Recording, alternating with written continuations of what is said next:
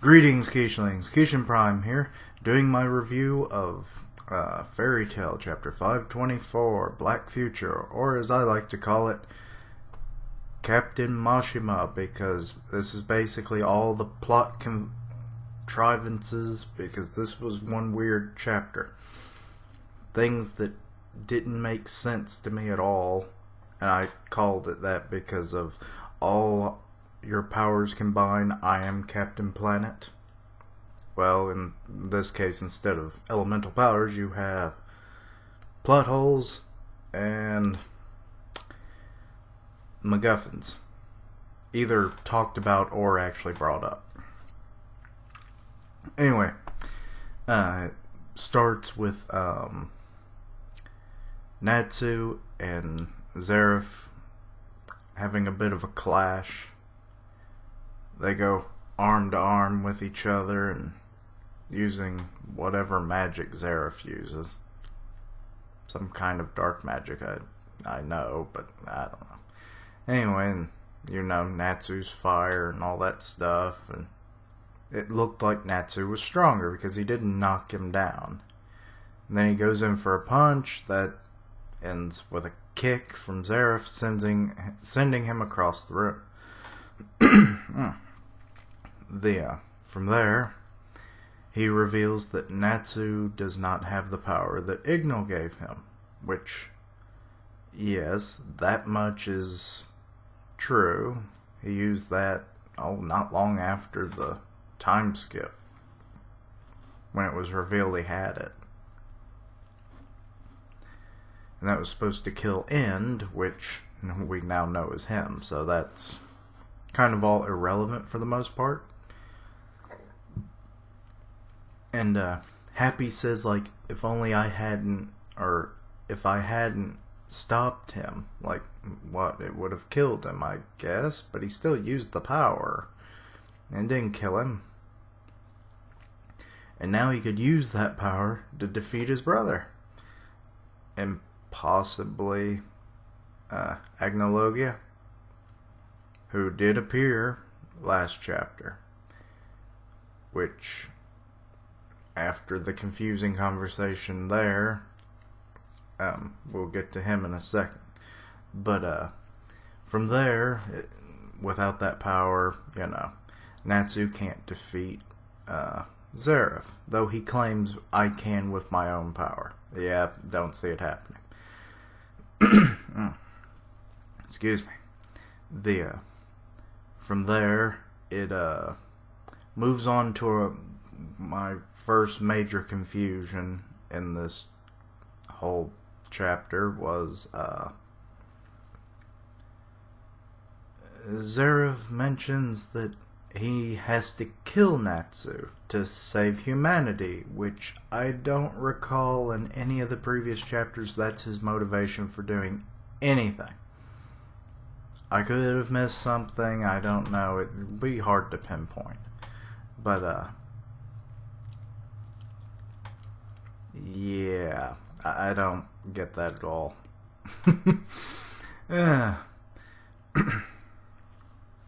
Because didn't he create End, which then fused with Natsu, or he fused it with Natsu? That part I don't even remember either. To kill himself so that he wouldn't be immortal anymore? Because, yeah, wasn't that the whole point? But now that's not the case, so what the hell, Mashima? Then you have, it changes over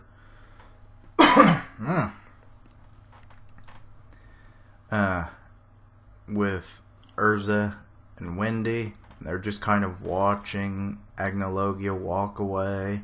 But then he turns around and walks right past them, and they already sensed his power. And Urza's like, I think I know this power. She should. You would think it was plainly obvious that she would remember him, but I guess he's not in dragon form, so she doesn't know. But, she could have at least said, it's like, is this Agologia's power? But what's this dude? That would have made more sense, but whatever. More stupid conversation. Anyway, then he goes over to Eileen, and it's like, oh, well, you're the human who gave humans the power of dragons. And then he kind of rolls her over with his foot, and it's like, I guess you're my mother. End my sin. And he just starts kicking the shit out of her. Really wasn't expecting that. Anyway, then it changes over yet again. This time with August, Gildarts, and Kana. Let's see. From what was it? How that one started, I'm forgetting now. Click.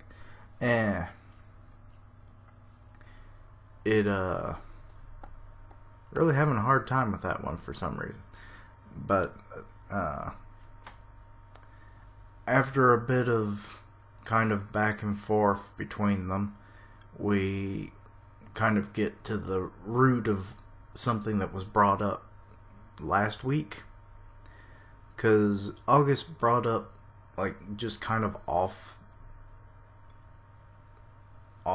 topic when he found out that they were father and daughter. Now we're starting to understand potentially where that's going to lead. He proclaims, that now I remember what happens is that Kana, now that time's running short because Agnologia has shown up, he has all that going on. And it's like, well, I don't have time to play with you guys. But then he kind of does. Or no, wait, I'm starting to remember things wrong.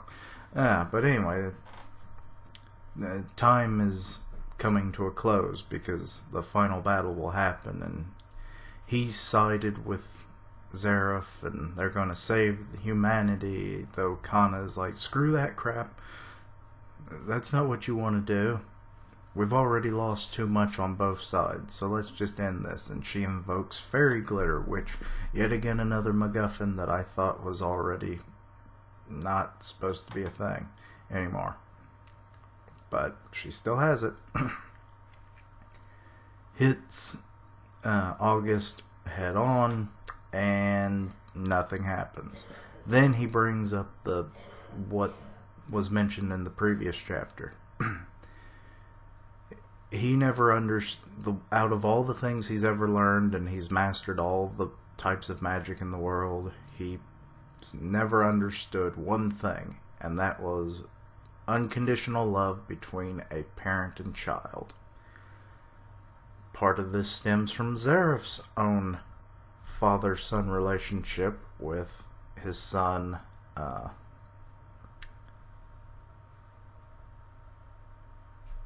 Larcade. That's it. I remembered a name. And he's like, what, do you love your father? And she's like, I don't really, we don't have special feelings. And Gildarts was a little like, aw, really? And then he's asked, do you love your daughter? And it's like, damn straight I do. And then it's like, what would happen if your daughter suddenly died? What kind of emotions would you make? Let's find out. And it's like, what? And you can just see Gildart's anger rising. So, and that was about it. It was, I kind of figured that's what was going to happen, or he was going to pit them to get against each other. Maybe that'll still be the case, who knows. But it doesn't seem like it so much now. But, yeah. That's it for this week. Thank you for watching.